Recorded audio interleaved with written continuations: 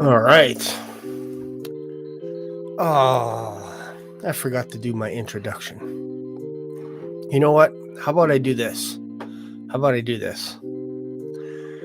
Folks, you're in for a real treat. Real treat today. What we're going to be doing is we're going to be continuing with our episodes called The Clone Wars. Because it is indeed a war against the clones, and eventually the more videos I make, eventually what's going to happen is people are going to start to take this a little bit more seriously. So we're going to dive in again to Delphi, into their website, and we're going to go through some of the reasoning as to why they think everyone should clone themselves. And we're also going to go into some scriptures as well. So happy Labor Day. Without any further ado, cue the music.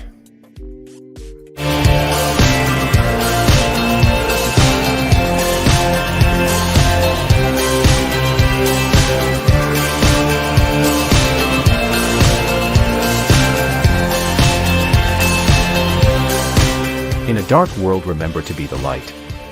Welcome to Black Swan Revelations. Here is your host, the Black Swan himself, Shane.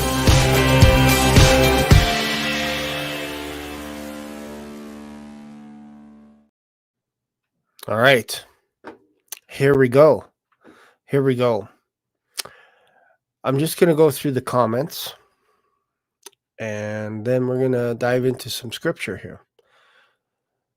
Last time, in one of my other videos, I was just pumping through the texts, just putting them up as quick as I can, and there was too many. After a while, I just gave up. I think what I need is I need a moderator from the inside instead of just the outside. So maybe Pam, what I'll do is I'll give you my email here. Let's see here. Right here. If you can email me, if you're interested, you don't have to be on camera if you don't want to. If you want to, you can be. But I think it's important to have somebody from the inside to be able to queue up some stuff that I need. And also, what was the other thing? Oh, with the comments, that I can have a hand in somebody actually helping me put up the comments when something interesting comes up. Because I found, again, that when I do it, I'm just putting up the comments, and somebody was like, I can't speed read. It's all right. It's okay. Calm down. All right. Let's read some of these comments. What do we have going on here? Let's see. Who do we have? We have Mary Smith. Awesome. We have Pambolina. Sweet. So this is what I normally like to do. Just toggle through the comments. Hi, Pambolina. And Mary Smith and Pambolina know each other. Mission for Christ. Are we there yet? Let's ask Shane to get on that red phone off of his and find out. Red phone. The bat phone. Let's go home, family. What is this? What is this? Some people, oh, look at this guy. Arc Trooper. That's a cool channel name. I have to still figure out. I think I'm a little bit dyslexic when it comes to my microphone, because I set it up here, but I'm left-handed, so whenever I go to reach my cup of coffee, I'm going to be smashing my microphone. So I got to put the mic over on this side. That'll be the next episode. Needs a red phone. All right. Apparently I need a red phone. Maybe I missed something. Is that the bat phone or something? Maybe this is a thing? I'm sure I can find a red phone. What is he doing? Why am I here? What is he going to do? Clone Wars show? Yeah. This is pretty good. It's a big mystery what we're doing here today. So basically, what I do in each one of these episodes is I talk about the probabilities of cloning ourselves, and is it necessary to clone ourselves? Perhaps it's a good idea to clone ourselves so that when the rapture happens, our clone can tell us why we weren't here. And I found some interesting things that I'd like to talk about today. And we're going to go through the Delphi website again. But there's some interesting technology that's coming down the pipes. And I think you guys should be in the know. You guys should know about this stuff. So let's go to Revelation chapter 13. And let's get started here. It's always nice to have a little bit of a refresher as to why we're here. And why is Shane talking about this stuff all the time? There we go, right there. Beautiful. Let me just make sure you guys can see this. I also got to get rid of my background. See why I need an admin, a moderator on the inside. What is this? Let me take off the comments. Dun, dun, dun. All right, there we go. So let's just read for a little bit, shall we? Revelation chapter 13. And I stood up upon the sand of the sea, and I saw a beast rise up out of the sea, having 7 heads and 10 horns, and upon his horns 10 crowns, and upon his heads the name of blasphemy. And the beast which I saw was like unto a leopard, and his feet were as the feet of a bear, and his mouth as the mouth of a lion. And the dragon gave him his power and his seat and great authority. And I saw one of his heads as it were wounded to death, and his deadly wound was healed, and all the world wondered after the beast. And they worshipped the dragon, which gave power unto the beast, and they worshipped the beast, saying, Who is like unto the beast? Who is able to make war with him? And there was given unto him a mouth speaking great things and blasphemies, and power was given unto him to continue 42 months. And he opened his mouth in blasphemy against God, to blaspheme his name and his tabernacle, and them that dwell in heaven. So this is kind of interesting in itself, because he's blaspheming those that dwell in heaven. What does that mean? That means those that live in heaven. Again, I could build a huge case that there are people right now living in heaven, right now, today. And when you die in Christ, you are in heaven with your new spiritual body. It's like a physical body, but it's called a spiritual body that was designed by Jesus Christ himself. He's the second Adam. He's the last Adam. The first Adam, which is what this body is made out of. This is in the image of the first Adam. But when you become saved, you are in the image of the last Adam, which is Jesus Christ.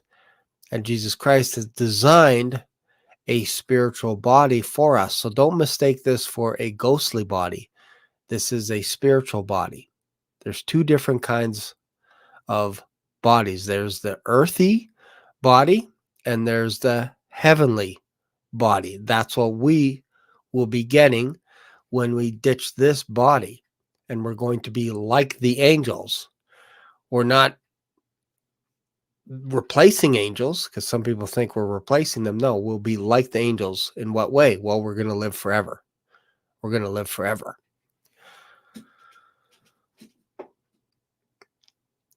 Them that dwell in heaven. And it was given unto him to make war with the saints and to overcome them, and power was given him over all kindreds and tongues and nations, and all that dwell, not dwelt, dwell upon the earth. So you got two groups of people. You got those that dwell in heaven, and then you got those that dwell on earth. And all that dwell upon the earth shall worship him. Who? All those that dwell on the earth. Except who? Most likely the 144,000, whose names are not written in the Lamb's book of life, slain from the foundation of the world. Now, there will be people who say, well, I thought there are people that are going to turn to Christ. Yes, but those people are going to be executed for not taking the mark of the beast. That's what's going to happen to those people. They don't get a pass like we do.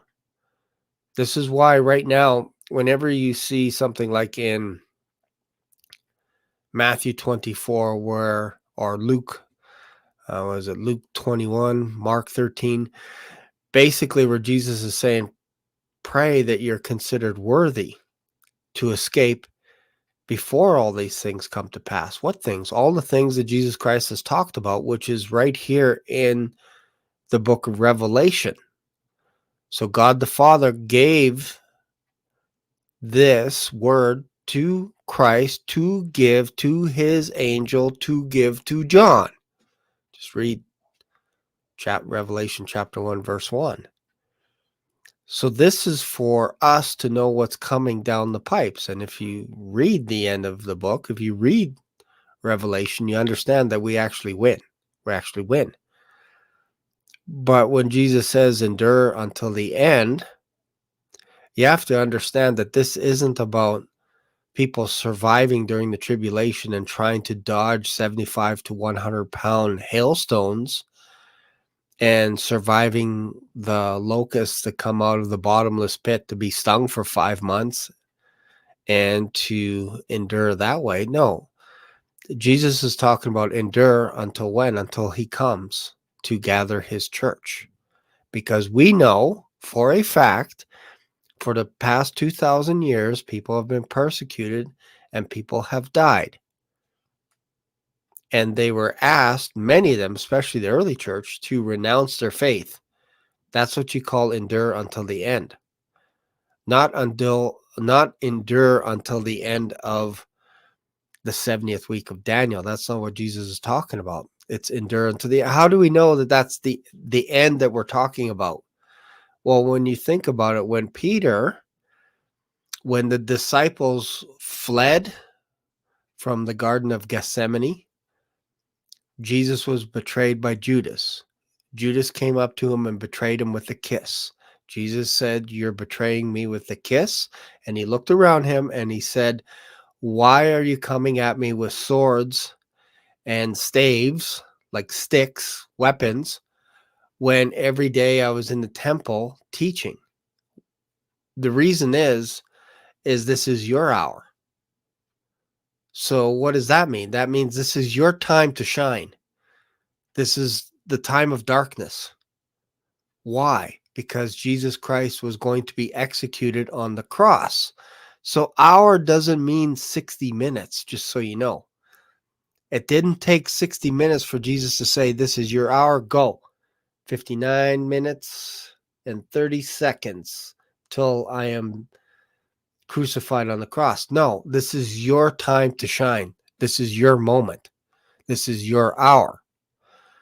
So when we're talking about Jesus Christ, I forgot my train of thought. I know it was good. It was good. I'm looking into the light and I'm actually getting blinded right now. What was I talking about? Man, I hate that when my thought just disappears. It'll come back. It'll come back. It will come back.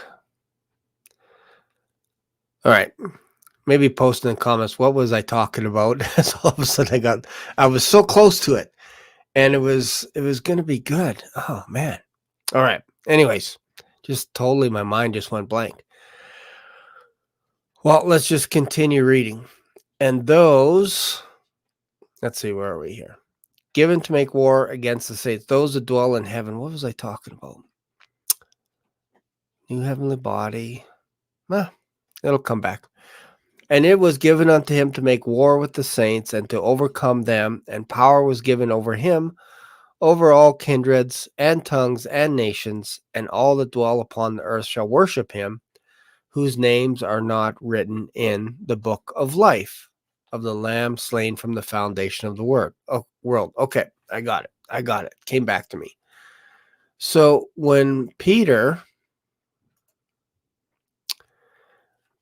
and the disciples fled, Peter stuck around and he hid himself among some of the people that were actually close to watching this trial begin at a weird time in the middle of the night. And Peter was warming him up by the fire because he wanted to see the end. You might be saying, what end? The end of the tribulation? The end of Jacob's trouble? No. The end of the trial, which is the crucifixion. He wanted to see what was going to happen to Jesus Christ. And in that process, he denied him 3 times. So when you see in scripture, in the Gospels, when Peter is wanting to see the end, logic would dictate that we're talking about the end of this thing that was happening to Jesus Christ, not the end of the world. Not that. It was the end of this instance of what was going on, what was shaking down. And then there was a woman that noticed him. Another person noticed him, and then he started cussing and swearing. Like, I don't know this guy. And then the Lord turned and looked at him right when he denied him the 3rd time. Said, I didn't know him. That's powerful. So we got to understand, when we're talking about endure to the end, we're talking about enduring to the end of our lifetime, because we're only given one life here on earth. After we die, there's no more faith needed. You don't need superhuman faith. You don't need to believe. You don't have hope, all this kind of stuff. You don't need it anymore. Why?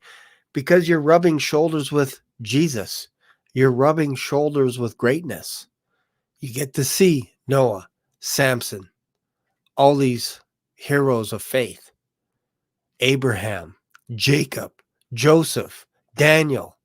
It goes on and on. So you think you're going to need hope? You think you're going to need faith? That doesn't make any sense. So right now, our job is to endure to the end. End of what? End of our life. There's no way other to look at it, because if you're thinking Jesus is saying endure until the end, you're thinking the end of Jacob's trouble, 7 years. Understand that at least, arguably, half the population is going to get decimated. And you're talking about 1/3 of the water is going to turn to blood. It's not going to be drinkable. Food resources are going to be scarce. There's pestilence like you won't even be able to believe. And there are people crying out, asking to be killed because they can't die for 5 months. So if you're telling people as a post-tribber that you have to endure, you have to take on the Antichrist head on in order to earn something, you're not understanding that the majority of people are going to be wiped out, good or bad. Good or bad. So the bad don't get anything special happen to them if they get killed. And the good there, the only thing that they get to go into the Millennium Kingdom because they got their heads, because they didn't take the mark of the beast. But if you take the mark of the beast, you're done. It's over. Now, again, post-tribbers will say, well, you have to endure this. You have to endure. So what are you enduring for 7 years? You're avoiding the mark of the beast. You're avoiding people coming into your home to rob your home, to take everything that you have. betraying you, all this kind of stuff. That's not a salvation issue. That is you running for your life. And again, most people are dying. So would you say that you are successful because you died on day one of the 7-year tribulation? You endured to the end. You see how people get mixed up with this kind of stuff? They're saying, well, you got to endure, you got to survive the Antichrist. And it's like, you have no idea what you're talking about. We just read Revelation 13 that the Antichrist is blaspheming those that dwell in heaven, living. Do you understand what dwell means? It's people that are actually living in heaven. And we know this, but I don't think people fully grasp it. They just kind of, I don't know, they just toss it aside quickly, the idea that when we die, we go to heaven. They're not really sure. And the way to become really sure is to read the book of Romans inside and out. And I did that a couple of years ago. I read the book of Romans 30 times in a row, and a light switch flipped on. And I realized, oh, you mean I am eternal now because of what Christ did, and it's nothing to do with me? Oh, wow. This is amazing. This is the most amazing thing that I've ever heard. And I've been a Christian since I was 17. And you can argue even before. I always believed in God, always believed in Jesus Christ. But I never understood the relationship that we have with Jesus Christ because of his blood on the cross. I didn't understand it. I didn't understand what that meant. That billions of years from now, we're still going to be the body of Christ. That's something spectacular, and it's something special that we have right now. You can really say that we're eternal right now. When we ditch this body, we're not going to die. We just get translated with our new body. We get our new set of clothes, a new set of garments. We ditch this one. We don't come back for this one. Whoever came up with the idea that we're coming back for the image of Adam, it's kind of weird. It's kind of weird. And I know that's going to shock a lot of people. They're like, well, I thought we got to come back for these bodies that were basically serpent food. Because if you go back to the Garden of Eden, we see the curse of that ancient serpent that he had to go on his belly and he ate from the dust of the earth. And well, what happens to us when we become dust? Well, we're serpent food. So why would you come back to get a body for all eternity that has let you down and betrayed you down, that has been raped, mutilated, and everything? Why would you come back for this body? Do you understand what you're saying? You're telling women that have been raped in that body, in this shell, that when she dies, she's coming back one day. In heaven, she's just a ghost floating around, waiting that she can come back to this mutilated body. That's what you're telling women. But Jesus said we're going to be like angels. There's neither male nor female. So you have to wrap your head around that as well. So I'm not making this stuff up. This is all in the Bible. When we die, we go to heaven. Jesus said to Martha, if you believe in me, you will never perish. Do you believe this? And he's trying to explain the resurrection to Martha, who I don't think fully grasped it. Just like a lot of Jews didn't fully grasp the resurrection. They're like confused. They're like, okay, this guy has a wife and he dies.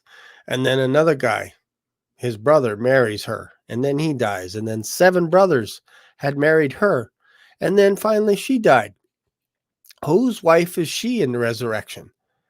And Jesus said, you are in error, because in the resurrection, there is no marrying or given in marriage.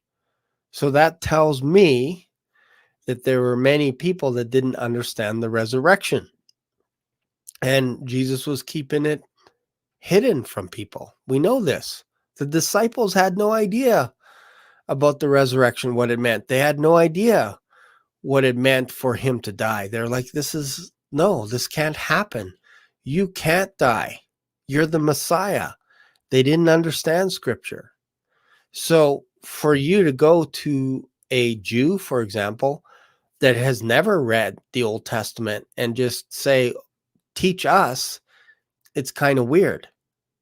It's kind of weird because we have not only the Old Testament, but we have the New Testament, we have the Pauline epistles, and we also have the Holy Spirit living in us. So why would you go to someone that A, has never read the Old Testament, and B, stays away from the New Testament and doesn't want to read it, considers that blasphemy, doesn't want anything to do with Jesus Christ? Why would you go to that person to ask for wisdom about how to live your life as a Christian? Why would you go there instead of going to the New Testament and going into the Pauline epistles, where Paul is teaching us that we are ambassadors in Christ, that we have a seat in heavenly places, that we are joint heirs in Christ? If you said that to a Jew, they would say, no, we have a piece of real estate. You Gentiles are going to serve us one day. They're focused on a piece of real estate. And I don't blame them, because there's two programs at place. But to mix us Christians into that and say that we need to have someone else's wisdom or someone else's enlightenment in order to understand the scriptures, we don't. We have the Holy Spirit that dwells inside of us to remind us of everything that Jesus Christ said when he was here on earth, and to teach us all things. So we have everything. There's nothing more than we're waiting for when we get to heaven. We're not in heaven looking at our watches going, oh, I can't wait till we come back to earth to get our earthly body. That doesn't make any sense. That means there's still something that we're waiting for, and we're not. We here on earth are waiting for our heavenly body. That's something that we're eagerly waiting for every single day. We groan for it. We can't wait for it. And we're waiting for Jesus Christ to come back to get his church before Jacob's trouble. And then that's when we get our new heavenly body, and we'll be caught up in the air to meet those that have already been in heaven for X amount of years and are coming back with Jesus Christ to meet us in the air. We're not doing a U-turn. It's not a procession where we go up and down and then away we go. That's weird. It's we're actually being separated, and we actually will dwell in heaven for a period of 7 years. And there's people in heaven right now for the past 2,000 plus years that are in heaven.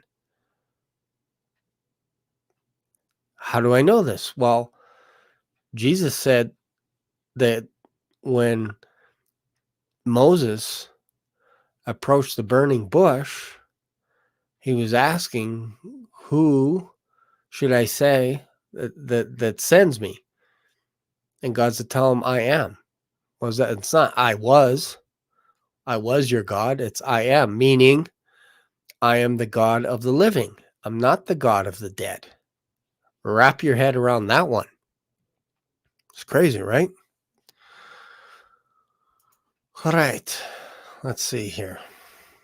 Let's have a look at the comments here. Anything cool? I'm watching while walking my dog. Awesome. Let's see here. People are venting, feelings of guilt. When you speak the truth, you meet the spirit of hate. Weapons. Let's see here. What do we got going on here? Okay, we got some people that are just dominating the comments. All right. Anyways. So hopefully that makes sense. So now we're gonna dive into did we finish? No, we didn't finish. Okay, let's go back. Let's finish what we're reading here in Revelation 13, and then we can dive into this clone company here. And all that dwell upon the earth shall worship him, whose names are not written in the book of life of the Lamb slain from the foundation of the world. If any man have an ear, let him hear. He that leadeth into captivity shall go into captivity. He that killeth with the sword must be killed with the sword. Here's the patience and the faith of the saints. And I beheld another beast coming up out of the earth. This is where it gets interesting.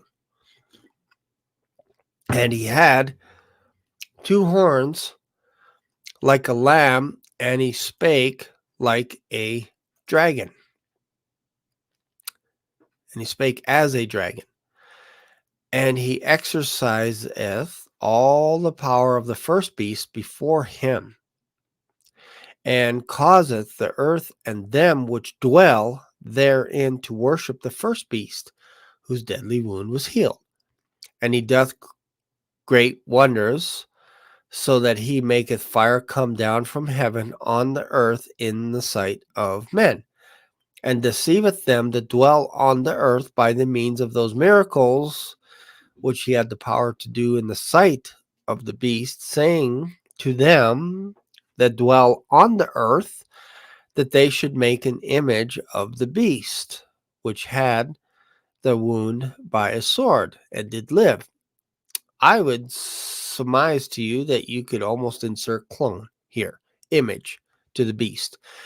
And he had power to give life unto the image of the beast, that the image of the beast should both speak and cause as many as would not worship the image of the beast should be killed. So if you don't worship the beast, how do you worship the beast?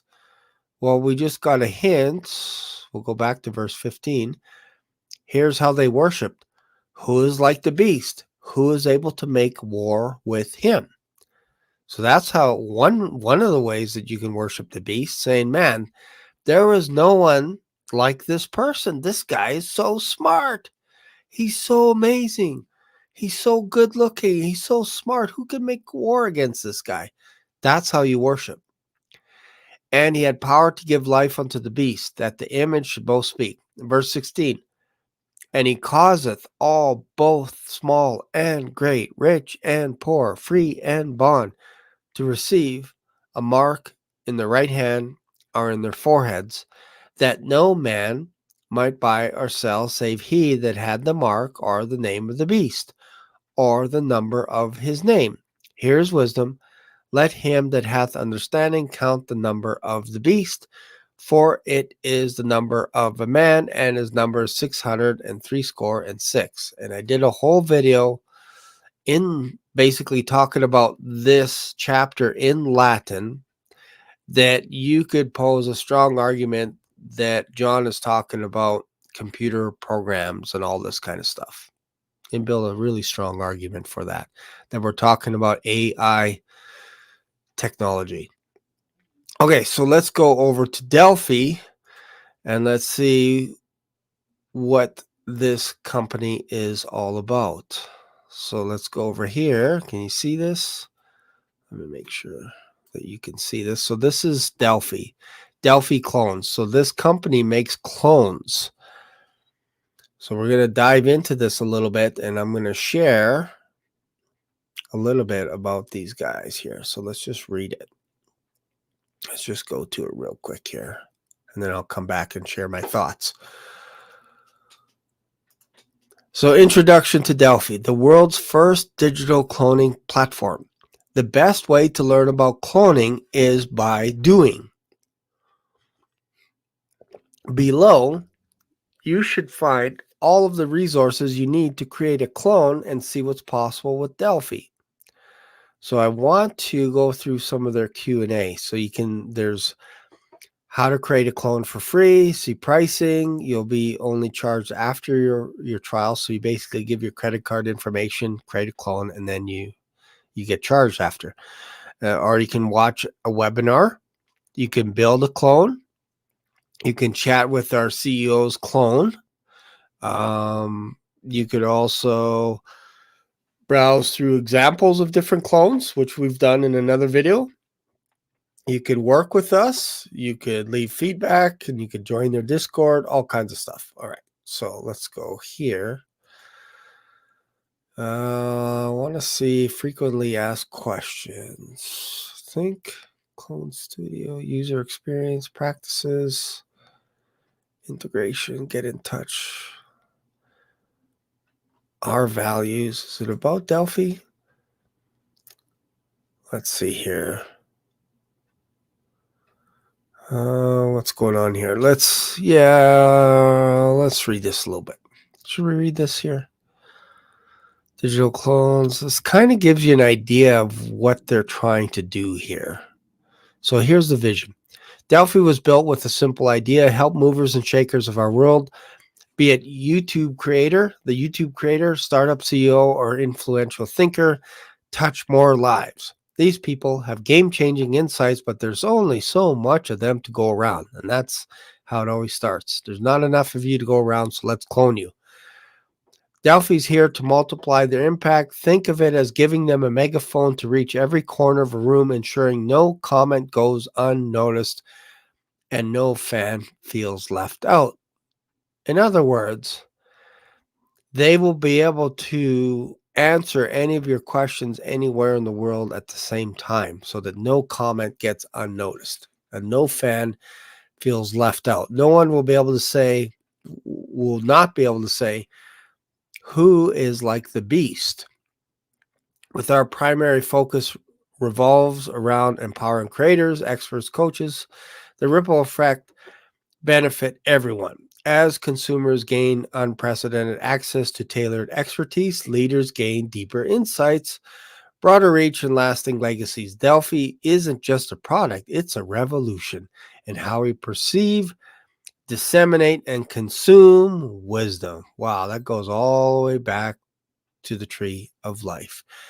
As more and more people create digital clones, Delphi can become the modern day GPS for life's journey, a tool where you input your past experiences and future aspirations, and it presents you with a path illuminated by mentors who've treaded similar roads. In charting this journey, Delphi achieves two feats. Primarily, it democratizes mentorship, breaking down the barriers of time and access. Secondly, it inadvertently births digital immortality. You will not surely die. Doesn't this sound reminiscent of the serpent back in the garden? Your Delphi clone doesn't merely represent you, it ensures your wisdom transcends time, impacting generations to come. That's their goal. All right, so let's go back. Let's go to Q&A. Let's see what's going on here. Languages. Yeah, that's kind of boring. All right, so let's go. What else? Division. We did all that. Let's go check out some clones, shall we? Let's go check out clones. People seem to like this. So let's just see. Let's go to the Clone Studio. What's this here? This is how you can build your clones. Let's go back. Let's go to clone voice settings. I want to go check the clones. I want to go check them out. Let's see here. Let's go back to the clones. I think it's here. Oh no, I'm lost. Create a clone. Nope, don't want to do that. Let's go here. Hang on one sec. Let's go back over here.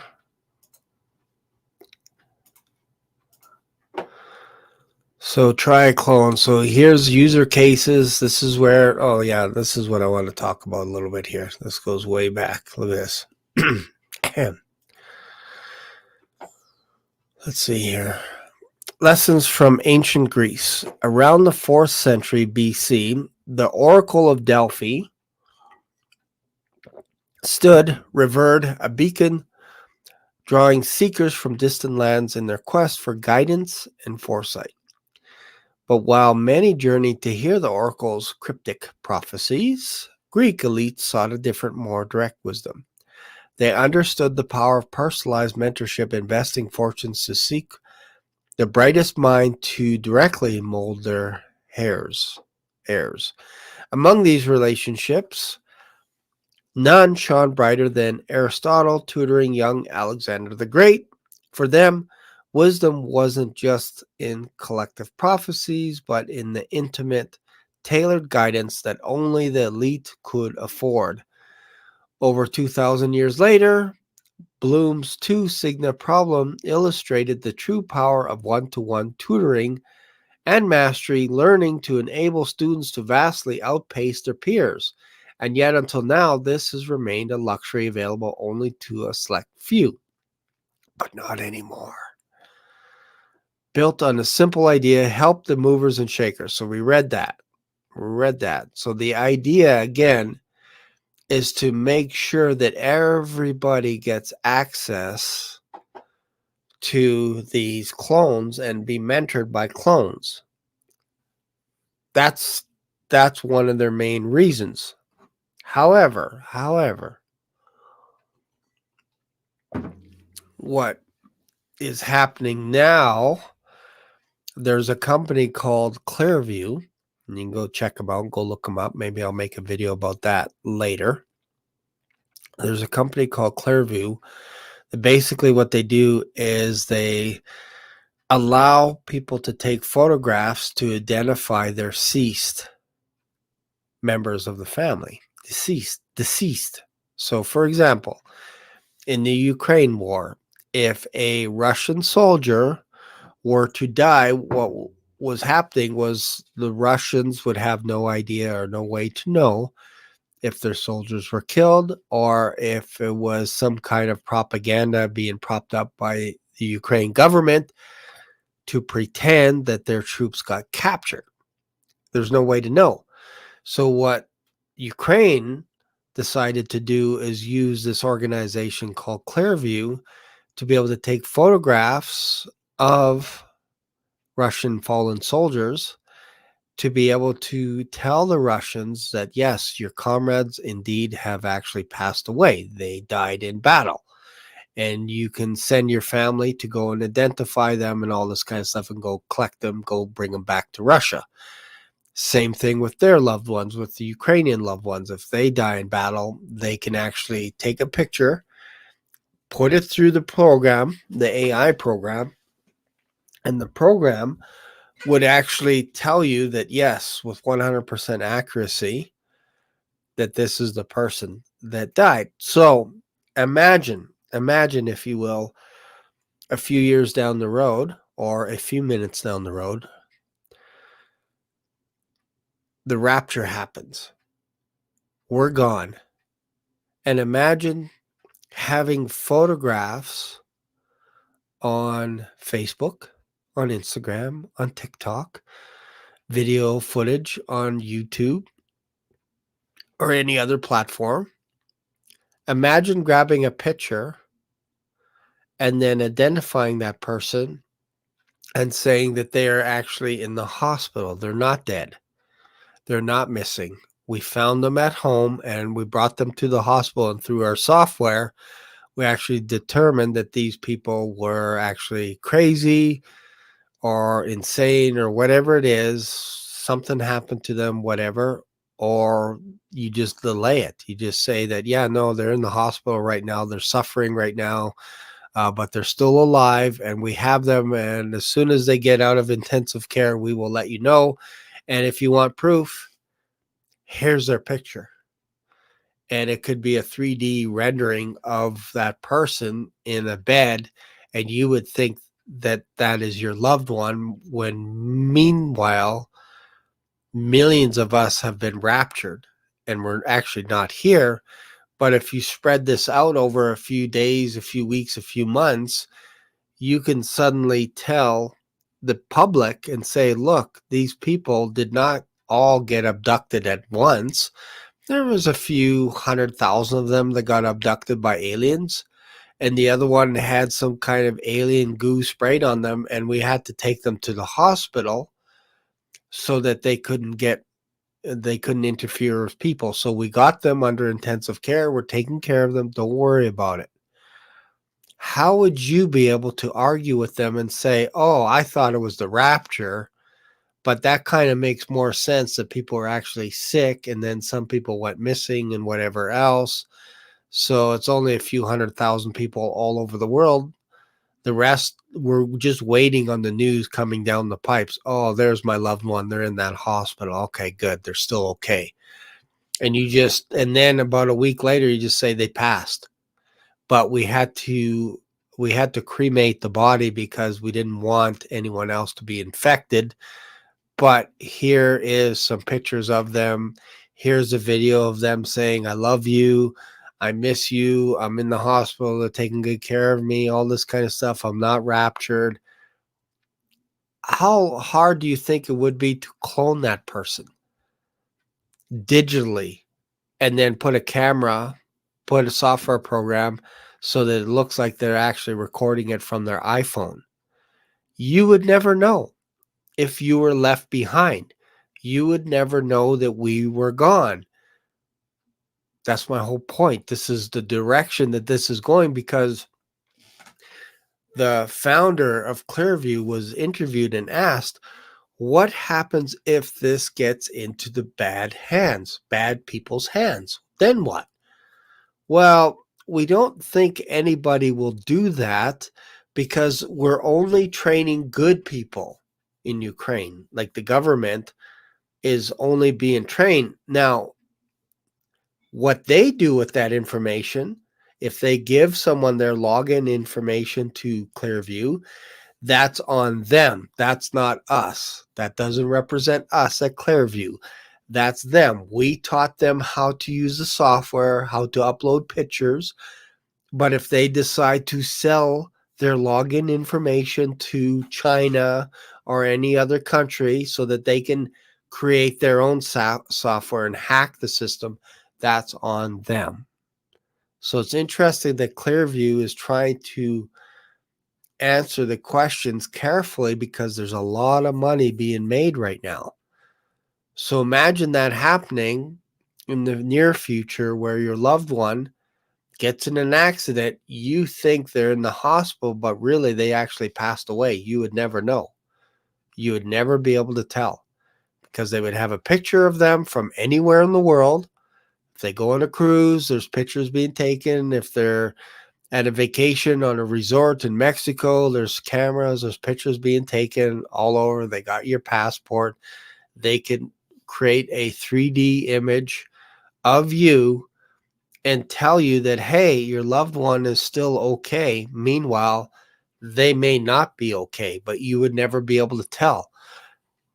This is why I keep making videos like this, because we're very close to this happening on a daily basis. You're just not aware of it right now. You think it's so far down the road, but they're doing it in Ukraine. And I've also shared videos that Ukraine and Israel are arguably the top two nations in the world that are the best at drones and artificial technology. You keep thinking, oh, it's China, it's the US, it's Canada. It's Israel and it's Ukraine. Why? This is the first case, the first instance in any type of war where drones are used on the majority of weapons being used. Drones are being used. Artificial intelligence is being used in Ukraine to combat Russia. The old ways of doing war is gone. This is a template for other nations to follow, depending what happens in Russia versus Ukraine. If Ukraine wins the war, it's going to be because they are numero uno when it comes to drone technology and when it comes to artificial intelligence. You don't believe me? Well, let's go to another website. Let's have a look. I think some of you just think that I just make this stuff up. That Shane's just losing his mind. Look at this. Check this out.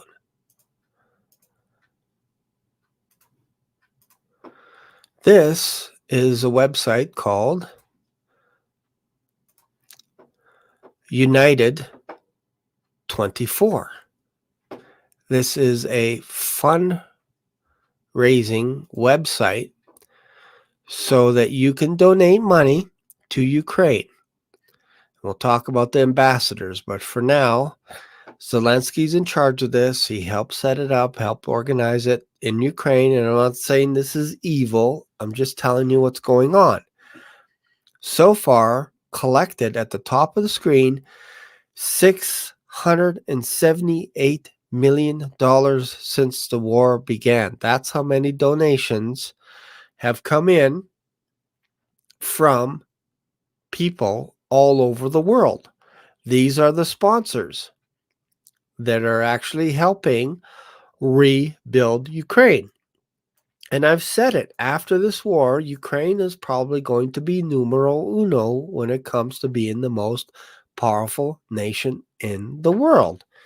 People are like, you're kidding, Shane. It's the US, it's China, it's Israel. Israel's going to be powerful, but so is Ukraine. Don't kid yourself. Look at this. Spotify is a sponsor. Run Ukraine. All these companies here. What else do we got here? Companies that we recognize. Better Me. Bayer. What else do we got going on here? Schneider Electric. Grammarly. Like, these guys are heavy into artificial intelligence. All right, what else do we got here? So total collected, $678 million. They're almost at $1 billion, folks. So where is this money going to? It's going to defense. It's going to humanitarian aid. It's going to medical aid. It's going to rebuild Ukraine, and education and science, aka artificial intelligence. We have ambassadors. Defense. Ambassador for defense is Mark Hamill. Why? He is on a mission telling people that they need to donate to Ukraine so that they can have more drones. Again, this is not me making this stuff up, guys. I can't make this stuff up. So you can actually be a partner through the U24 government of Ukraine. You can enter your email. You can get a weekly newsletter. This is endorsed by the president of Ukraine. He has an introduction video here. You can donate whatever you want. Let's just click on that. Defense, if you want to click on defense, credit card, bank transfer, done. Done instantly. Go here. Watch. Dear friends, 4 months ago, we launched the special fundraising platform, United24, to unite the world around our fight for freedom. United24 is an opportunity for any person from anywhere in the world to help us protect Ukraine, our people, and our independence. We ask you to support 3 very important directions. The first is defense and the money. The second is medical aid, and the third is rebuilding. By making a one-click donation, everyone can contribute to the victory of Ukraine. Today, I want to thank people from 110 countries who have already joined United24. Thanks to your donations, we have raised almost $200 million to support Ukraine. These funds were used to purchase ambulances, demanding equipment, drones, and much more. All of this is already saving people and helping us to defend ourselves from Russian terror. All of these became possible thanks to you, thanks to Ukrainian and international businesses who have joined us, thanks to our ambassadors who make United24's voice louder in different countries, on different continents. I thank everyone. But the war still continues and the terror is still not over. That's why we still need further support to keep fighting for freedom. This is not only Ukrainians' freedom, this is the freedom of each individual living in the democratic world. Join the defense of freedom. Never stop protecting what really matters to all of us. Together, we will win. Glory to Ukraine. All right, so you heard it from President Zelensky. The goal is to raise money in the name of freedom. What people don't understand is United24 is basically a new organization that Zelensky is building for the purpose of feeding. Let's just say, for example, a nation somewhere in the world didn't have food. United24 can send food to that country in less than 24 hours. Less than 24 hours. That's not a bad thing. That's not a bad thing. On another front, if there was a bad actor in another nation outside of Ukraine that was threatening peace, they could send forces in that nation inside 24 hours. So imagine, this could be someone like Iran, Israel, Canada, Russia, China, anywhere in the world. Imagine a bad actor. Let's just say somebody wrestled the government away. Somebody that had a criminal mind and was like, I'm taking over this nation. Well, what's today? Today is September 2nd. By tomorrow afternoon, that person would be taken out, and that country would be restored back to where it was just 24 hours ago. You can't do that today. It would take so much time and diplomatic procedures and everything, and you had to go to hearings, and you had to go and present it before the government and say, we need to do this, we need to deploy resources. Not so with United24. In less than 24 hours. That's why it's called United24. You can deploy armies from anywhere in the world to take out that bad actor. And again, from a surface level, this doesn't look bad, or this doesn't seem like a bad idea until it happens to you. And then it's bad. So imagine in 24 hours, you don't even have time to clear out and you're already in trouble.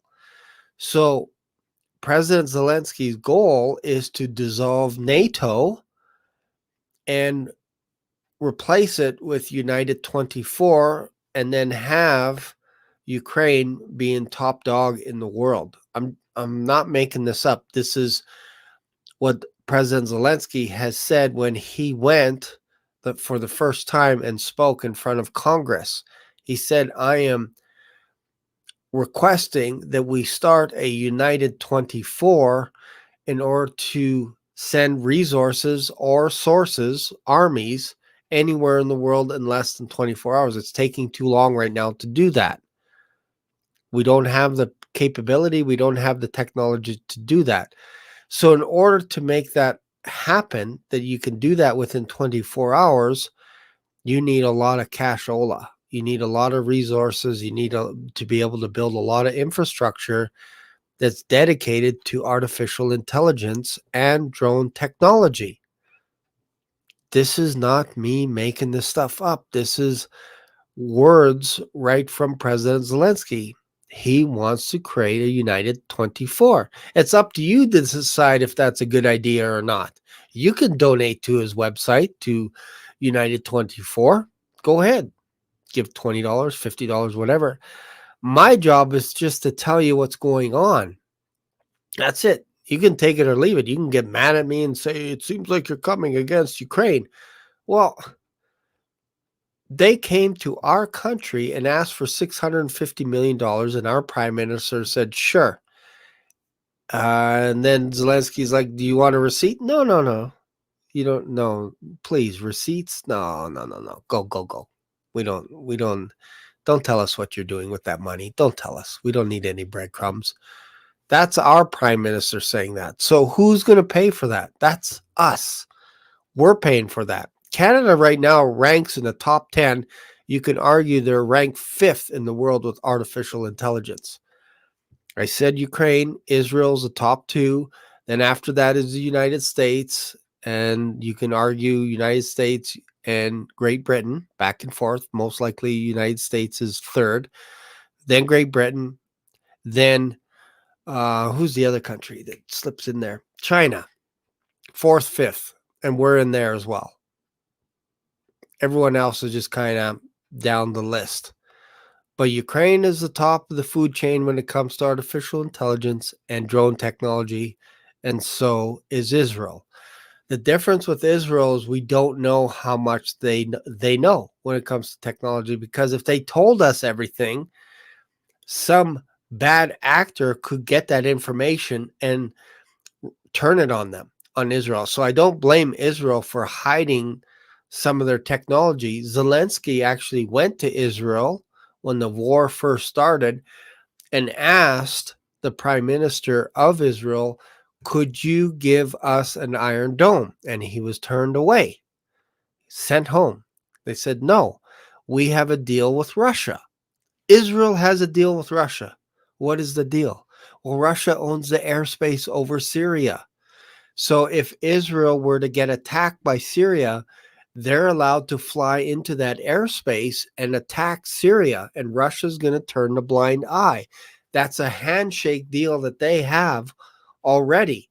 You probably didn't know that. You're like, oh, no, everybody's against Russia. No, not everybody's against Russia. Israel's not against Russia. Israel doesn't want to invade Russia. So I'm not saying I'm on this side or that side. I'm just telling you the deals and the situations that are on. And you're going to be like, what?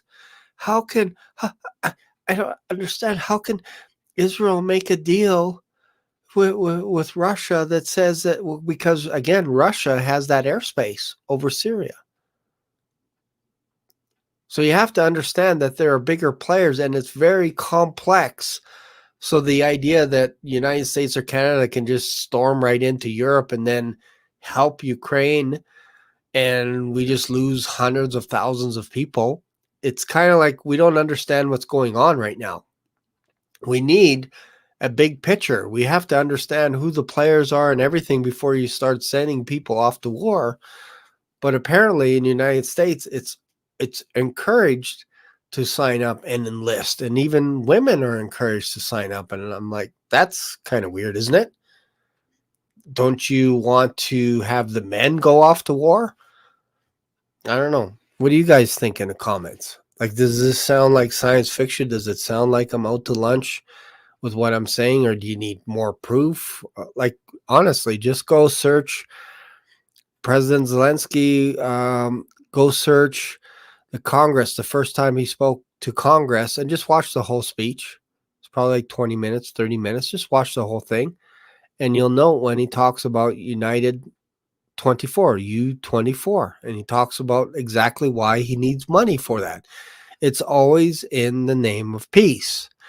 And when we look at the book of Revelation and we look at the book of Daniel, there is a character that shows up that's going to make deals to solve world peace. And I'm not going to say that it's Zelensky's the Antichrist or Donald Trump or any of those guys. But what I'm telling you is there is a person that's going to make a peace deal and it's going to make sense to the world. And they're going to be like, wow, this is amazing. Who can make war like this guy? Somebody is going to do that. And Israel's going to fall for it as well. They're going to be like, wow, now we can finally get our temple built. This is amazing. This guy is awesome. But halfway through, the guy, the Antichrist, sits in the throne and declares himself, or sits in the temple and declares himself to be God. And that's when the Jews realize, uh-oh, we were betrayed, and they have to flee. And that's where Jesus said, flee, like, don't look back. This is a horrible time. Woe to you women that have children. There's all kinds of stuff going on with their wombs by then. This is not Jesus saying to women, whoa, because it's going to be a long ways to go. No, there's something happening to their womb that Jesus is saying, woe to you women that have children that give suck in those days. That's not a friendly thing to say to women. Something is up during Jacob's trouble. It's crazy, right? All right. What else we got? That's pretty much it. That's pretty much it. All that I have for today. America's first. Let's see here.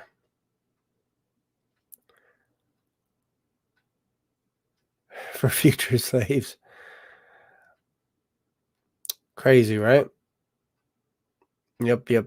Yeah, sometimes when you look at this stuff, you're like, man, this is crazy stuff that's just coming down the pipes. And it's like, and everybody is giving these organizations money. They're like saying, yeah, clone us. Like, this seems to make sense. So if you were to go to Delphi right now, you can get your own clone for about $1,000 to get started, and then it's like $100 a month.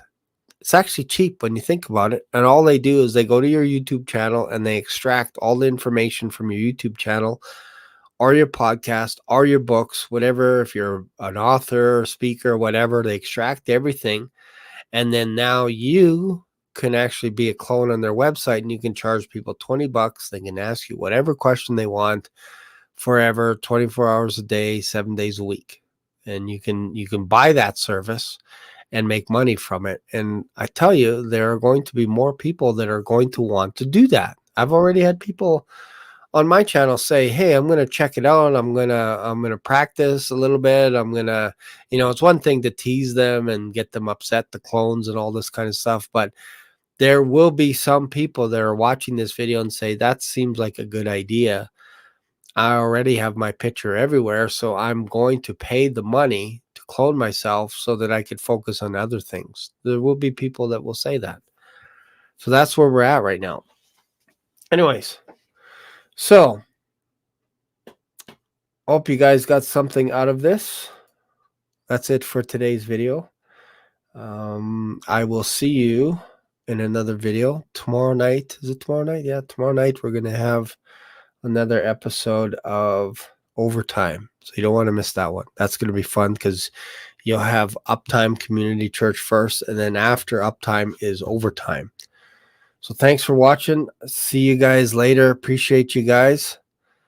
And I will see you in another episode. I just got to cue up the music here. I got to cue it up. Here we go. Here it is. All right. See you later. Bye. Black Swan Revelations here on YouTube brought you today's mind-bending journey. Dive into the discussion, your comments, questions, prayer requests, and powerful testimonies of Jesus' love are what fuel this community. Did today's episode hit home? Smash that like button. New here?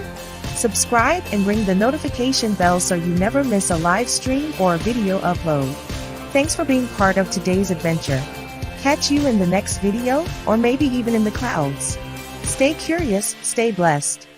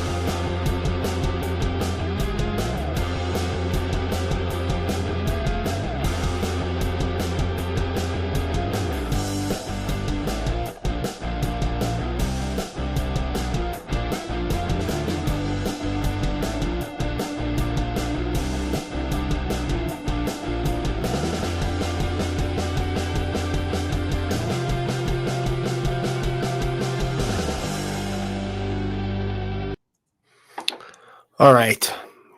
You knew I had to come back for a little bit more, didn't you? You knew it.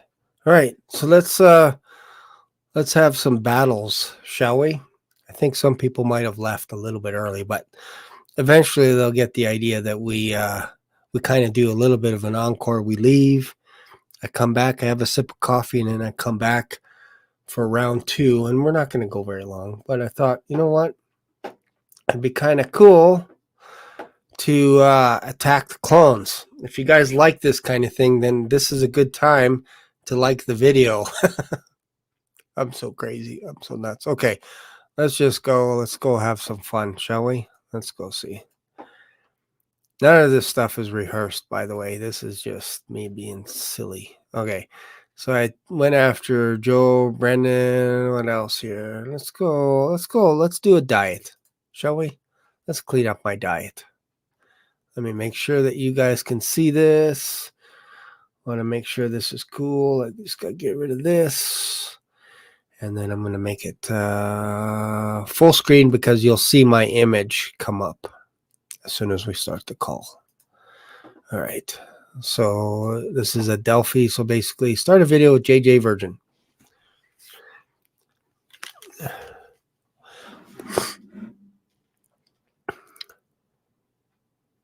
There we Hey go. there, I'm JJ Virgin. Ready to transform your health and business? Let's dive in.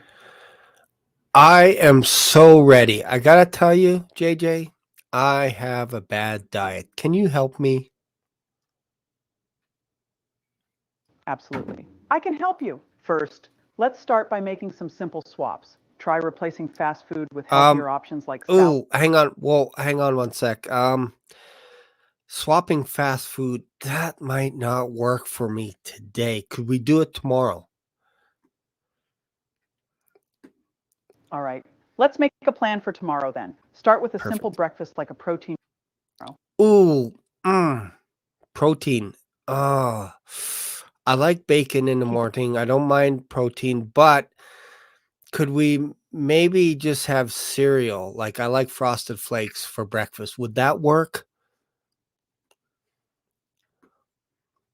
Frosted Flakes aren't the best choice because they're loaded with sugar, which can spike your blood sugar and leave you feeling sluggish later. Instead, try a Hang on. high-protein- Hang on. I have an idea. How about Count Chocula? That is amazing. That is good cereal. All right, I'm all ears. What's your idea? I'm excited to hear how we can make this work for you. Count Chocula might taste amazing. I think if you can just hold on, not interrupt me here. I get it. You're gonna create a diet for me, but how about this? Just spitballing here. How about Rice Krispie cakes get in the it. morning, and then how about pancakes at lunchtime? And then, even though I'm a little bit lactose intolerant, just a little bit, how about we have pizza at supper time with anchovies? Love pizza. I get it. Pizza is delicious. But let's aim for a healthier version. How about a cauliflower crust pizza with lots of veggies and lean protein like Hang chicken? on. Whoa. Cauliflower. I think I'm allergic to cauliflower. All right, no worries. Let's try a different healthy option. How about a pizza with a base made from almond flour or coconut flour? These alternatives are low in carbs and high in nutrients. For toppings, Feeling it, load not up on feeling it right now. What about McDonald's? I get it. McDonald's can be tempting, but let's aim for something healthier. How about a grilled chicken salad instead? It's a better choice and Not will a keep big you fan feeling of good. chicken. Popeyes is pretty good. I love Popeyes. I love me some fried chicken. Love Popeyes. How about Popeyes? That's healthy. It's chicken. Popeyes might be tasty, but it's not the healthiest choice for your goals. Fried foods can lead to weight gain and energy crashes. Instead, try making a homemade version with baked chicken and lots of veggies. It's all about finding healthier alternatives that still satisfy your cravings. What's one healthy swap you're willing to try tomorrow? I get that it's chicken, but the way it's prepared makes all the difference. Okay, I Fried got a chicken from healthy Popeye- swap. How about we go liquid and we go McDonald's milkshakes? McDonald's chocolate milkshakes.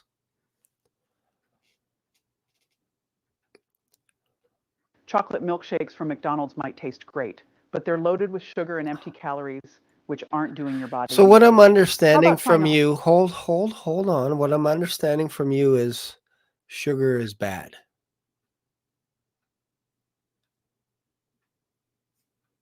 You're understanding that I'm encouraging you to make healthier choices that align with your goals. Instead of fast food and sugary milkshakes, I'm suggesting nutritious alternatives like protein shakes, salads with lean proteins, and homemade versions of your favorite meals.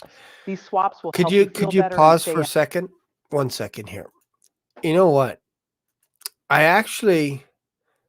This girl is good. Like I'm actually convicted now. I'm like, I have a bad diet But you could see now that some of this idea is not bad. It's not bad. It might feel a little creepy at first, but after a while, you're going to be like, you know what? That kind of makes sense. Then maybe I should back off on the Baconators. Maybe I should back off on that. So there is pearls of wisdom mixed in here. Not arguing with that. What I am arguing is a couple of things. One is eventually you're going to think that you're actually speaking to the real person as though you know them. The second thing is, what happens if somebody hacks into a company like Clearview and uses that technology against us, or hacks Delphi and uses your clones to make you say things that you never said? And this is starting to happen, not because of Delphi, but for example, a few days ago, Tom Hanks was reported on X saying that, hey, I never had an ad that promoted a dental plan. Probably because he didn't get paid. That's probably what I'm thinking. But what's interesting about Tom Hanks, if you think about it, back to when COVID first started a few years ago, the first famous couple that got COVID was Tom Hanks and his wife. I think her name is Rita. And they start talking about COVID. Now we have Tom Hanks again. And the first thing that he's talking about is artificial intelligence. Do you think that perhaps there is a pattern here with Tom Hanks, that perhaps in the fall we're going to get a new wave of artificial intelligence, especially when it comes to your phone? There's all these companies lining up at the door to try and push AI through your phone. Pretty soon the next line of phones is going to automatically have things like ChatGPT already built into it. So we're not far away, folks. You couldn't do this 10 years ago. You couldn't. I would say you couldn't even do this 5 years ago. So the idea if somebody says to you, oh, we got at least another 100 years, I don't know. It feels like we are minutes, perhaps hours, but maybe minutes away from this technology being activated so that you can't leave the house without buying or selling, without taking some kind of a mark. We just don't know what that is yet. And I feel like it's related to artificial intelligence. They're already using it. Like almost every company, either they're using it or they want to use it to streamline business and end jobs and all this kind of stuff. And if you've read Klaus Schwab's book, basically the whole idea again behind it is own nothing. And just everyone basically rents everything. You don't own anything. That's coming. That's coming down the pipes. That's the end game. That's what they want to do. So again, I'm trying to sound a bit of an alarm. It's not just that Jesus Christ is coming back any day, yes, but there's also reasons for that. And I also try and share what could happen after we're gone to those of you that are left behind. Maybe you don't know Jesus Christ. It's not a bad time right now to know who Jesus Christ is. I'm telling you, there's exciting things going on in heaven and in the future. There's big plans for us. But there's also another side that if you don't know Jesus Christ, you got to go through basically hell on earth. And it's not going to be pretty. This is designated as the worst time. The 7-year tribulation, Jacob's trouble, is designated as the 7 worst years in the history of mankind. And in fact, there won't be a worse time after. It's not going to be a time that was worse before nor after. That time frame is going to be pretty bad. But you can escape it. How? By knowing who Jesus Christ is. You have to know him as your personal Lord and Savior. Get that secure first. Make sure that you know who he is. Know who you are in Christ. How do you do that? Read Romans. Read the entire book of Romans. It'll take you 45 minutes to read it. If you don't understand it, read it one more time. Because in that book, that is how we get saved. This is Paul explains very clearly what Jesus did on the cross for us, why it was important, all this kind of stuff. He also explains the importance of the Jews. God hasn't forgot about the Jews because of Abraham, Isaac, and Jacob. He swore a promise that they will never go extinct. They will never go extinct, but don't mix up that program with the church. There's two programs at play right now. So anyways, thanks for watching. I hope you guys got something out of this. I will see you guys in another video. Bye for now.